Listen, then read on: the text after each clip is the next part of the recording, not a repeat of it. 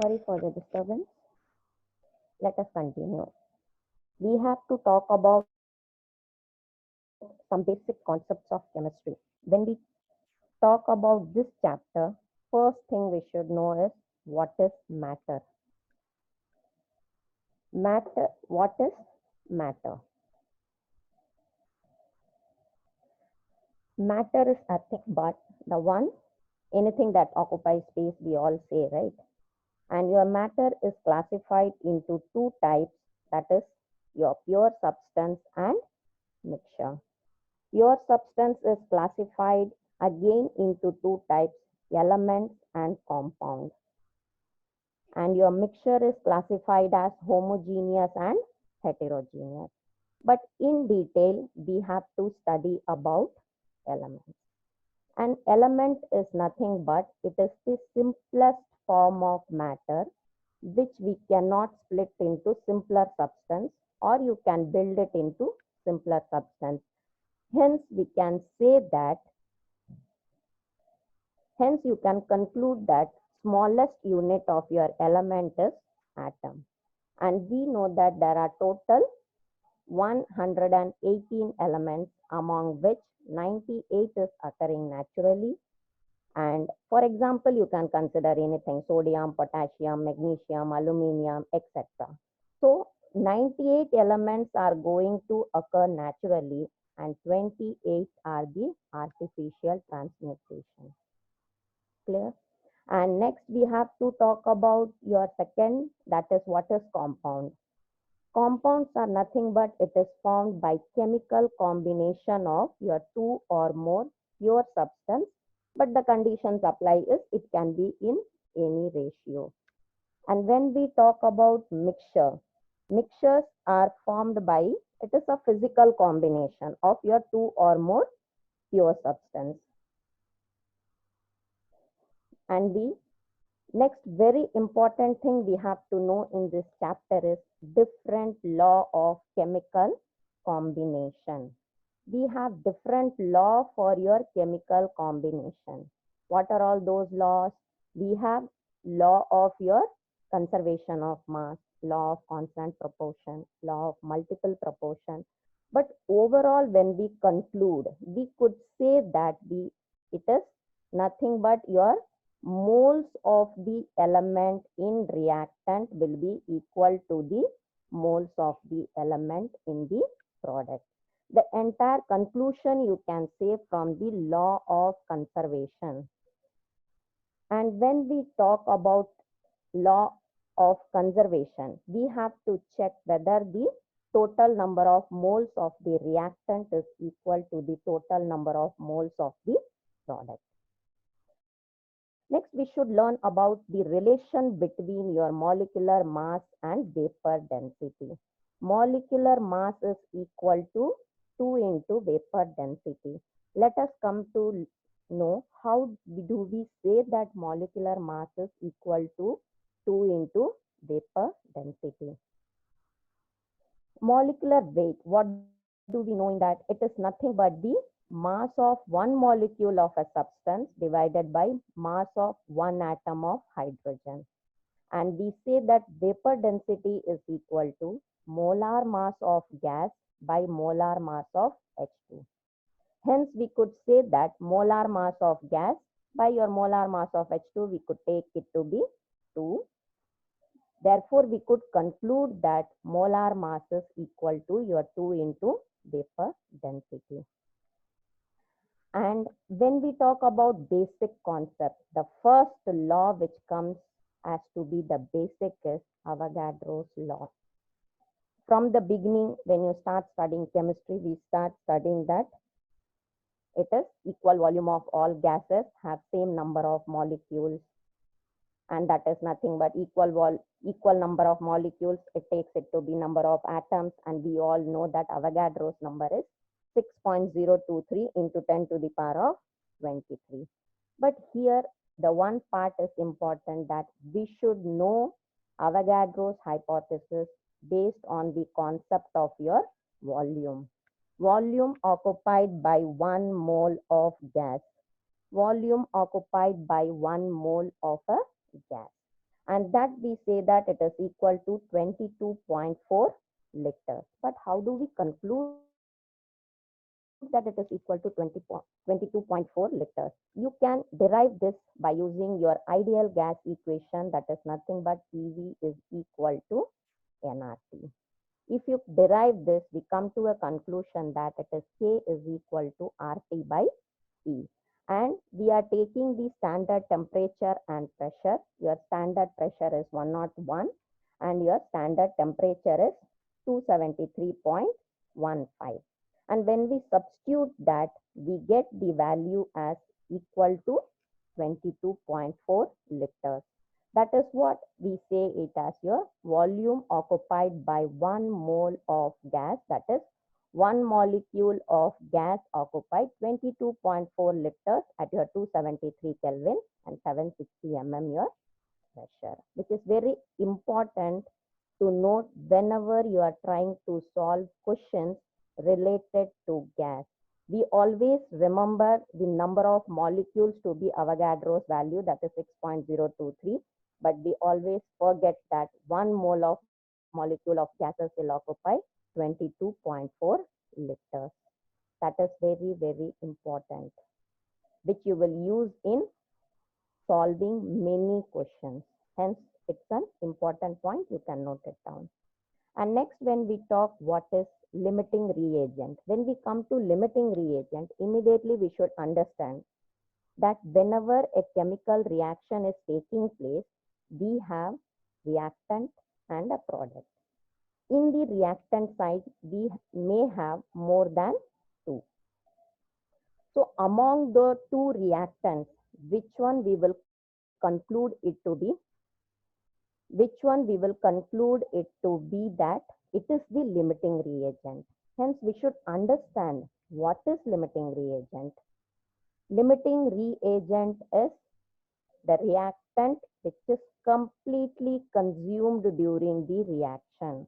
Limiting reagent says the reactant which is completely consumed during the reaction. What does that mean? So when I say that if we have two reactants, like for example, if I say A plus B is going to give me C plus D, in that if I consider my A and B, among A and B, whichever is available in lesser quantity, that will be consumed in the reaction completely. And once that is consumed, that we consider it to be a limiting reagent. And once or the reactant, if it is completely consumed, it is automatic that the reaction will stop completely, and that we say that it is a limiting reagent. Hence, you could conclude that whichever reactant is in lesser quantity, that we will consider it to be, that is quantity here means number of moles. We will conclude that as a limiting reagent, and when that particular reactant exhausts, then your reaction will stop completely. And the next topic which we should know is dilution law. According to your dilution law, what we conclude? What is dilution law? Dilution law says that if the solution of your same solute, if two solutions of your same solute are mixed, then we consider that the molarity of your resultant solution will be M1 plus B1 will be equal to your M2 plus B2. So volume of your concentrated or dilute solution, you can calculate based on the equation M1 B1 is equal to M2 B2. So when solution is diluted, what should we understand from that? Because when we talk about a solution, immediately we say that solution is nothing but it is solute plus solvent. So when I say solute plus solvent and I need to dilute that particular solution, which one should I increase or which one should I decrease? So immediately you should understand that when a solution is diluted, we need to add more solvent is added, and we remember that the solute will always remain unaffected, or you can say unchanged. Hence, if I say, if the volume of a solution having a molarity of M1 is being changed, I mean, say we can say from V1 to V2. So we can say that your M1 V1, that is moles of solute in the solution, will be equal to the M2 V2. So M1 is your initial molarity and volume. V1 is our initial and changed one is V2 and M2. This is what we consider it to be your dilution law. And the most important part of this chapter is the concentration of the solution. What do we mean by concentration of the solution? Concentration of the solution you can evaluate by different methods. That is mass by mass we can calculate, mass by volume we can calculate, volume by volume, ppm is parts per million.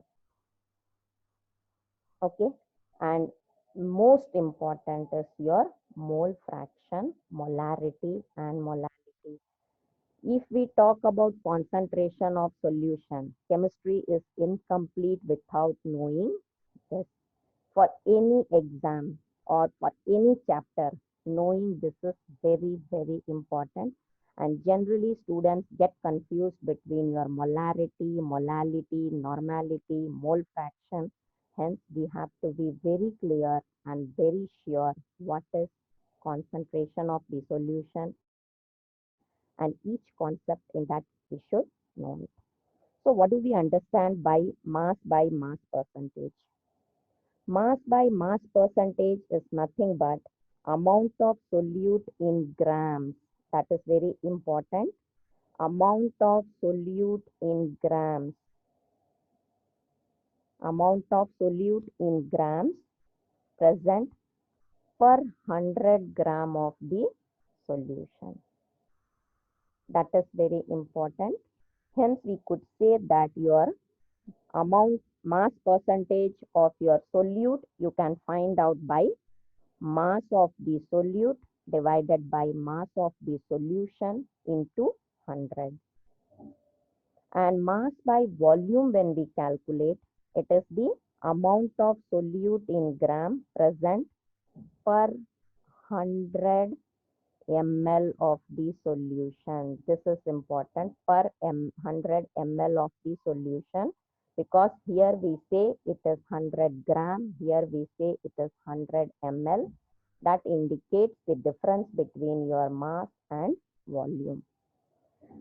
And when we calculate volume by volume percentage, that is nothing but volume of the solute per 100 ml of the solution, per 100 ml of the solution, that is volume by volume percentage. If I try to calculate, that is volume of the solute by volume of the solution into 100. That is volume of the solute, volume of the solute by volume of the solution.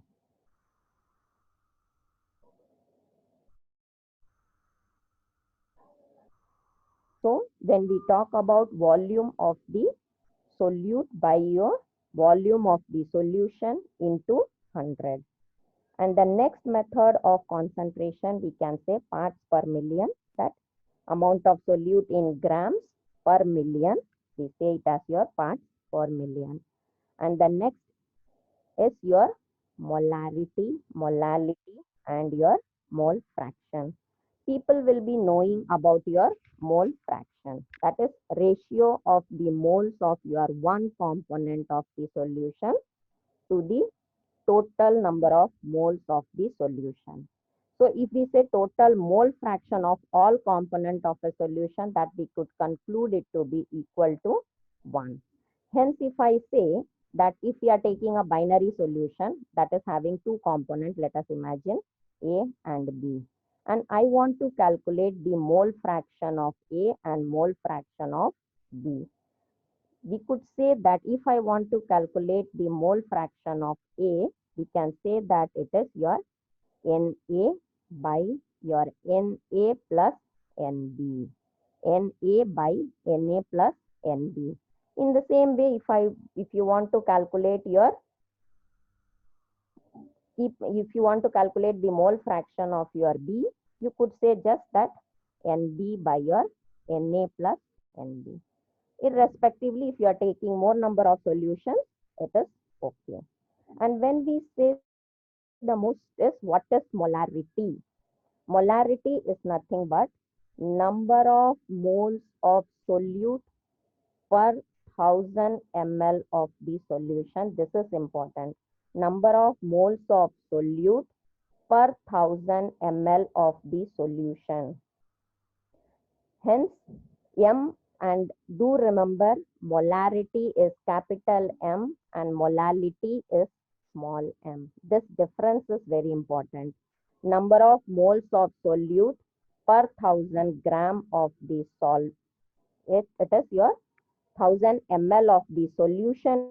If we say it is molarity, 1000 gram of the solvent, if we say it is your molality. Hence, when we give the formulae, if we are saying molarity, it is number of moles of the solute divided by volume of the solution in liter.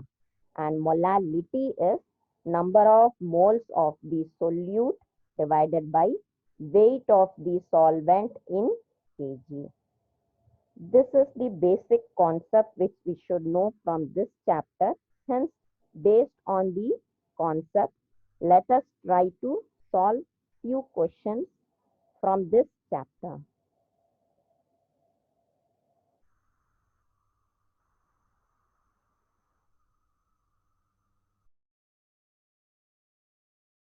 Hence, we can go to practice, NEET Premium, Chemistry. Let us take, for example, first test.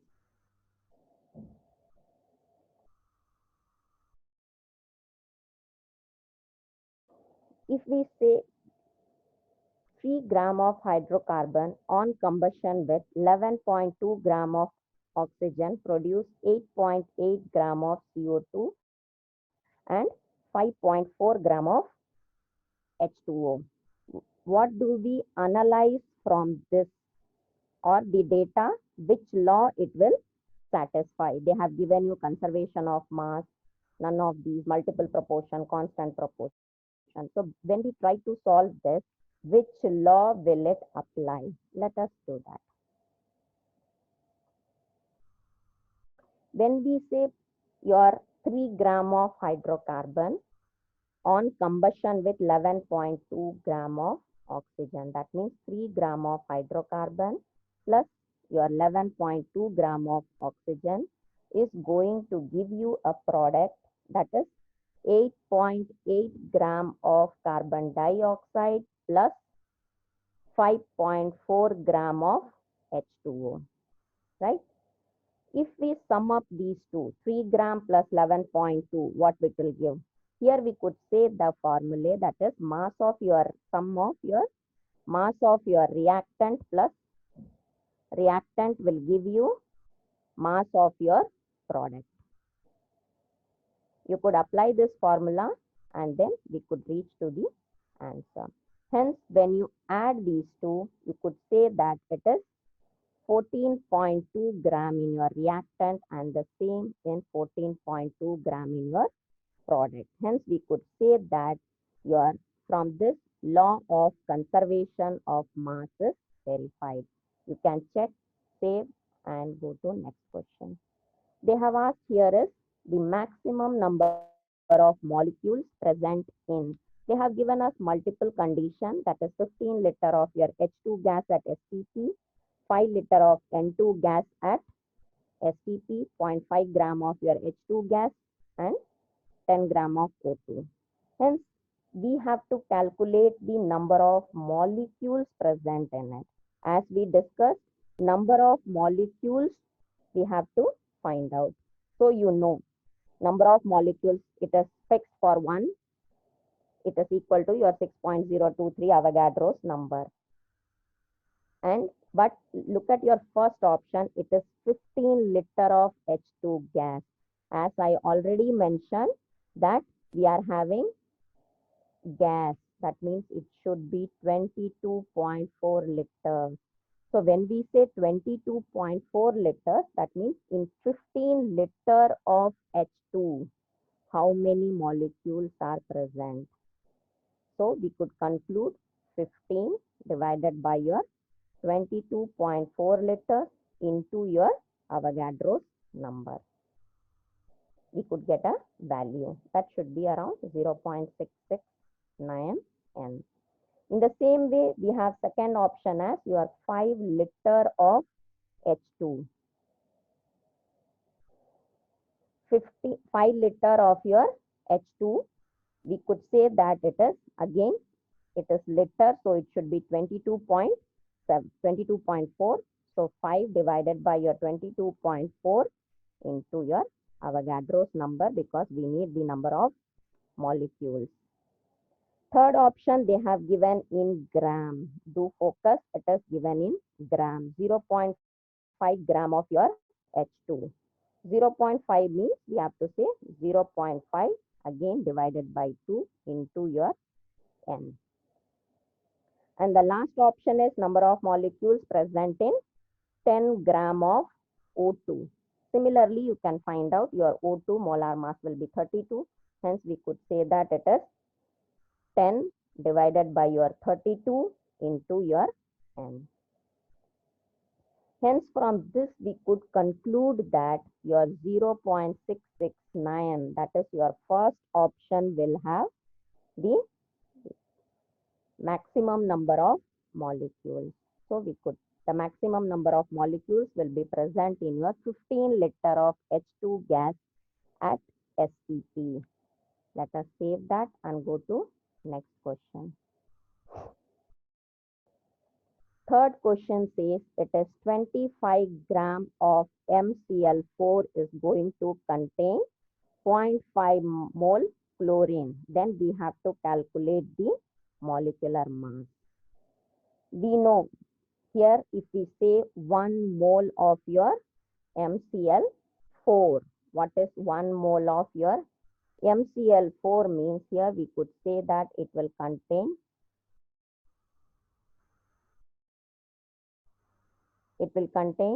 4 moles of chlorine. But in the question they have mentioned 0.5 mole chlorine will be present in 25 gram of your MCl4. So 4 mole of chlorine, how many moles? Hence we could say that it is 25 divided by your 0.5 into 4. That will conclude that it is 200 gram of MCl4 will be present. That means 25 gram of MCl4 is going to contain 0.4 mole of chlorine. What will be the molecular mass? We could conclude that it is nothing but 200 gram per mole. Let us go to next question. That is, a piece of copper weighs 0.635 gram. How many atoms of copper does it contain? How many atoms of copper they have asked it. So, please do focus. They have asked how many atoms of copper it is going to contain. As we discussed, what is the gram atomic mass of your copper? It is 63.5 gram.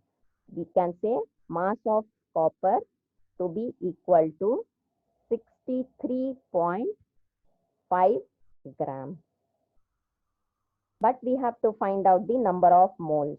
When we say number of moles in 0.635 gram of copper, hence we could say given mass by your molar mass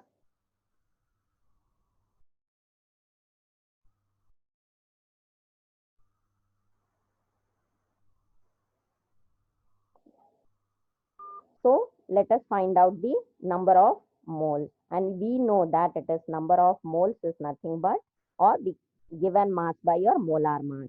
Given mass is 0.635 and your molar mass is 63.5. That will be equal to your 0.01 moles. But we have to find out the number of atoms. When we find out the number of atoms, we know that it will contain 6.023 into 10 to the power of 23 and the number of moles it is 0.01. Hence, you will get the answer as 6.02 into 10 to the power of 21. So let us see which is our right option from this. It is option A. Save and let's go to next. The next question is, which pair of species has the same percentage of carbon? Which pair of species has the same percentage of carbon? Which pair of species is having the same percentage of carbon? Let us sort out.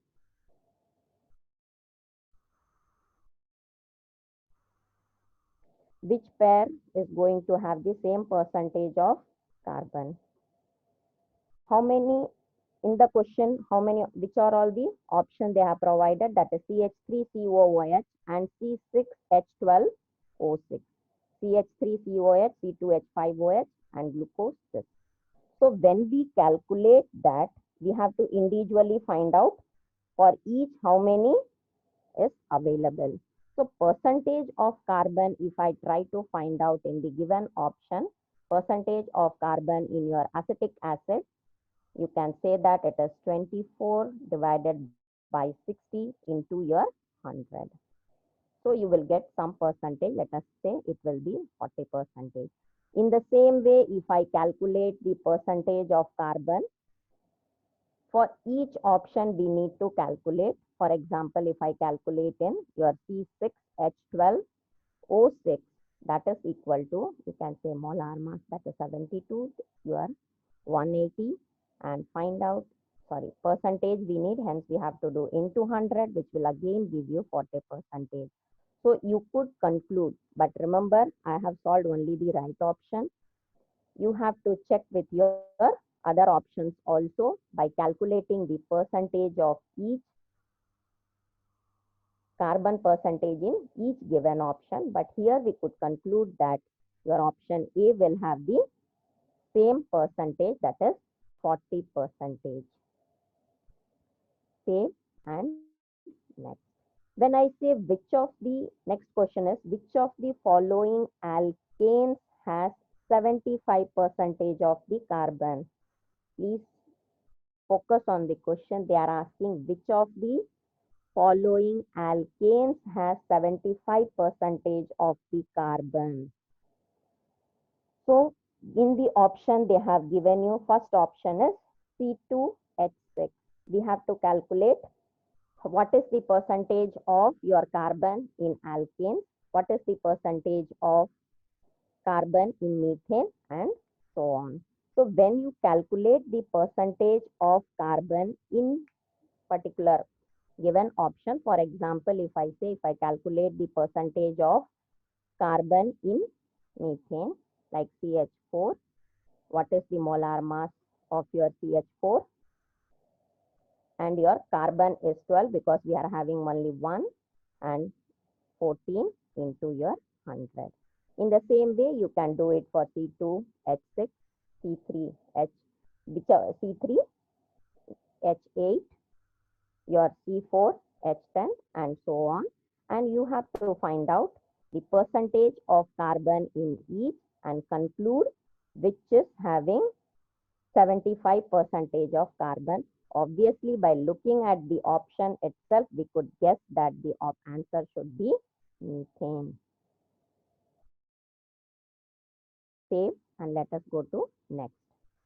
Next question says, which of the following two oxide of nitrogen have 30.5% nitrogen? which of the following two oxide? Even the given option, we have to check which is having the percentage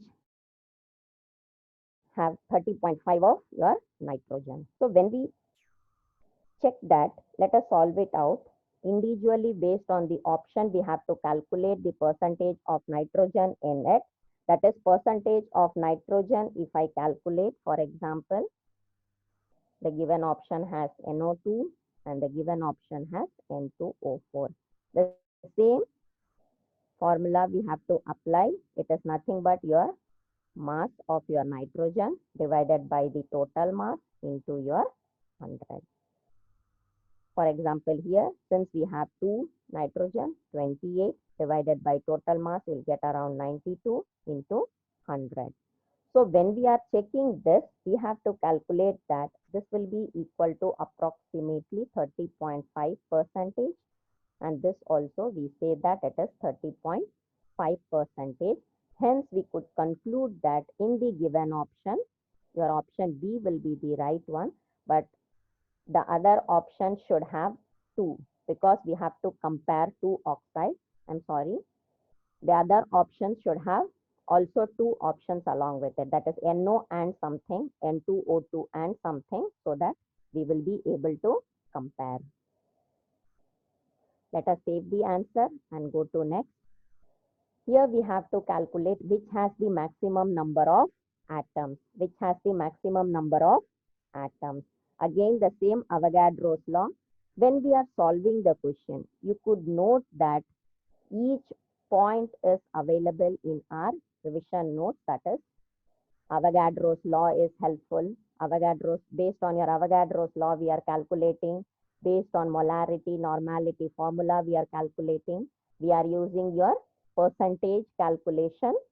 That is mass percentage, your volume percentage. Those points are also very important. Hence, we are having it here. Let us go back to the question. Here they have asked which has the maximum number of atoms.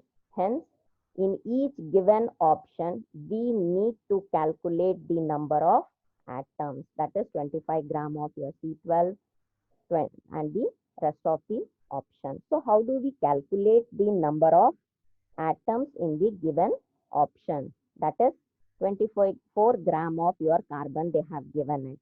How do we calculate that? So we know it, 24 gram of atoms.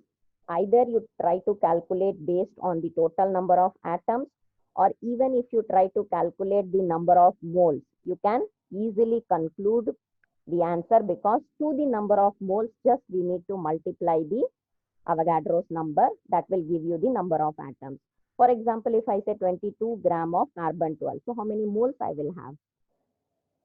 Number of moles, you know the formula. It is given mass by molar mass. Hence, given mass they have given as 24 and your molar mass, you know it is 12. Hence, you will get it to be equal to your 2. So, when we say in the similar way, for each option, you could calculate the number of moles and multiply with your Avogadro's number, which will help you to find out that which is having the maximum number of atoms. Like similarly, for second option, it is 56 gram of iron. Molar mass of iron is 56 and the given mass is also 56. So obviously this will be 1 mole. Third option, it is 26 gram of aluminium. We know that molar mass of aluminium is 27 and your given mass is 27. Hence it will be again 1 mole. Same option applies to, same rule applies to your option D also. Hence we could conclude that the 24 gram of your carbon will have the maximum number of atoms, because here only we get the total number of moles to be higher compared to the other given option. Hence, our option A will be the right one. Let us mark that and go to next. So, 2/3 of the atoms in water molecule are hydrogen.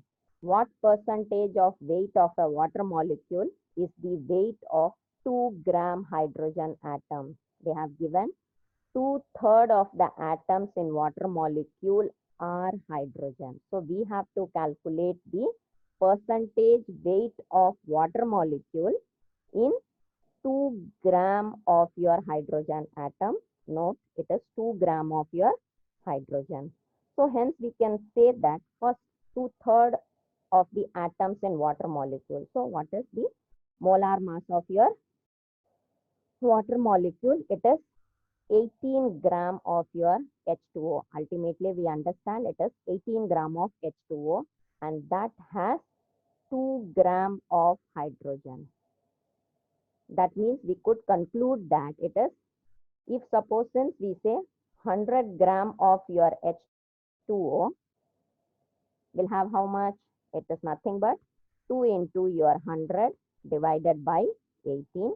Hence, we could say that if you solve this, you will get 11.1 percentage of your hydrogen. So if you check in your question, which option is 11.1 percentage? It is option B. Let us mark that and go to next. Let us see next question. Which of the following changes will increases in temperature? That is, in the given option, will, if we increase the temperature, will it affect any of the given options? If we increase the temperature, will it affect the other given options?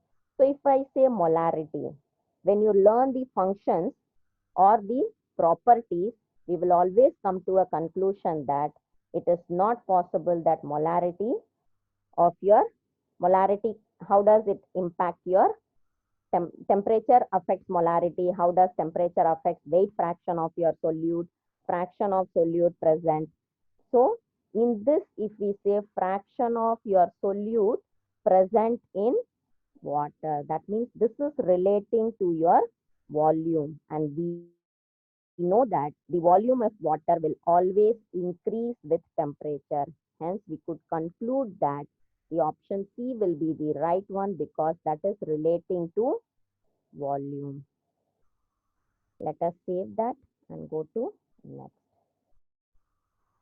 Next question says, total number of atoms present in 1 centimeter cube of solid urea. We know that density at 25 degrees Celsius they have given us.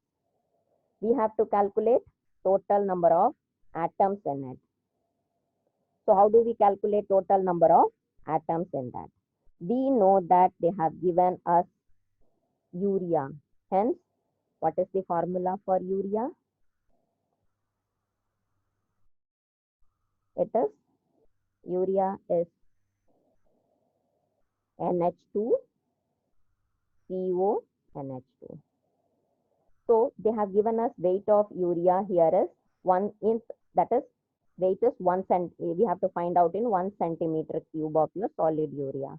As I told you, you know, they have given, if I calculate your weight of your urea, it will be equal to, that is 1 into nothing but your density 0.3 gram.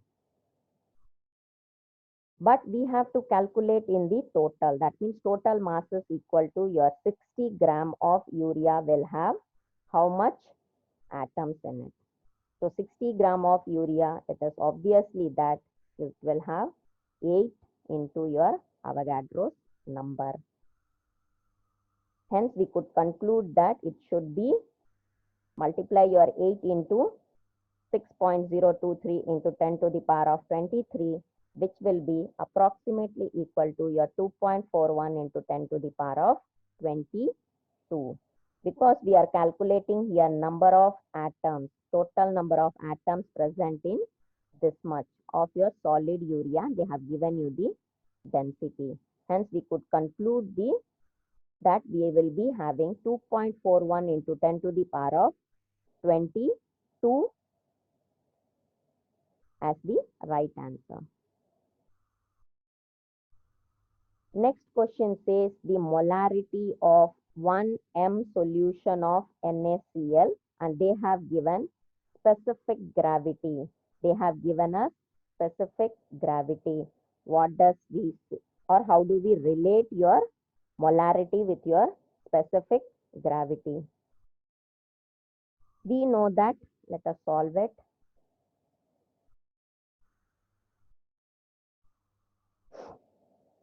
we know that it is equal to your moles of NaCl divided by your weight of the solvent in kg. So weight of the solvent will be equal to nothing but that is your weight of solvent. If I say that is equal to your weight of the solution minus your weight of your NaCl. Weight of the solution minus your weight of the NaCl which they have given us. Hence, they have given us 1.0585 into 1000 will minus your weight, that is your 58.5. We subtract this, we will get around 1000 grams, which is nothing but it is equal to your 1 kg. Hence, when we calculate the molarity, it is moles of your 1, that is your NaCl divided by weight in kg, it is 1. Hence, we will get the answer to be 1. If you check in your option, it is your option B.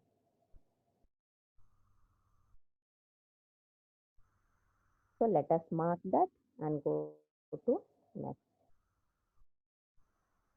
It says how many ETDA. ETDA always stands for ethylene diamine tetraacetic acid, and the molecules required to make an octahedral complex with a Ca2 plus ion. How many molecules we require in order to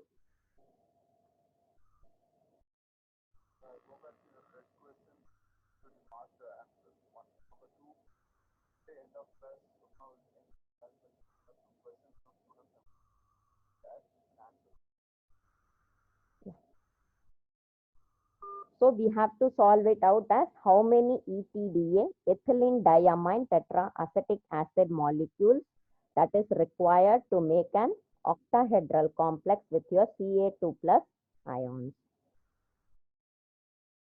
So we have to find out the ETDA. So when we talk about the shape, your ETDA says as ETDA is nothing but it is an ligand which you may study in detail in your coordination compounds.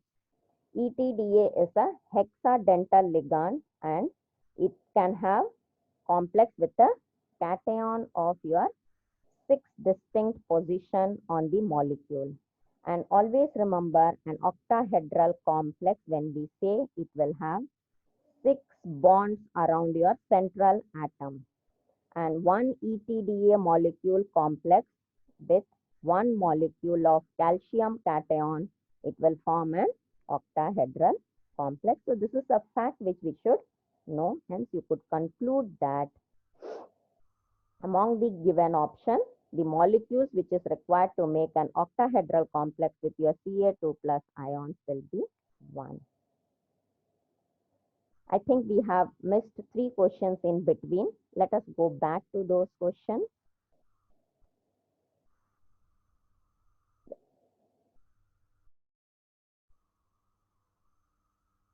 It is marked but not saved. Okay. An unknown element forms an oxide. What will be the equivalent mass of an element if the oxygen content is 20% by mass? An unknown element. Here they have not given us the name of the element. We have to find out that. An unknown element. What is, how we will calculate that? So let us imagine or let us assume that if we are having an unknown element, let the total number of amount of your oxide be equal to 100. Hence, immediately we could conclude that your mass of oxygen is 20, right? Mass of your oxygen will be is 20. Hence, what will be, hence, what will be the leftover? We are assuming that oxide is 100. and oxygen is 20. That means mass of our element, that will be equal to 100 minus 20, which is equal to your 80. But we have to calculate the equivalent mass. Hence, there is a formula: mass of your element divided by your mass of oxygen into 8. Hence, here we are having mass of the element to be 80, oxygen is 20, and into 8, that is equal to your 32. Let us check in which option it is available. It is in B option. So 32 will be the equivalent mass of the unknown element.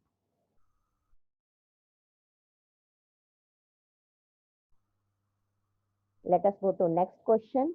It is found that 16.5 gram of metal combined with oxygen to form 35.6 gram of metal oxide. We have to calculate the percentage of metal and oxygen in the compound. That is, we have to calculate the percentage of metal and oxygen in the compound. So mass of your oxygen in the oxide we have to find out. But what they have given us? They have given us that it is 16.5 gram of your metal is going to combine with oxygen to form 35.6 gram of your metal oxide. So if we say mass of oxygen in the oxide form, we can calculate as they have given us. So let us calculate your mass of oxygen in oxide.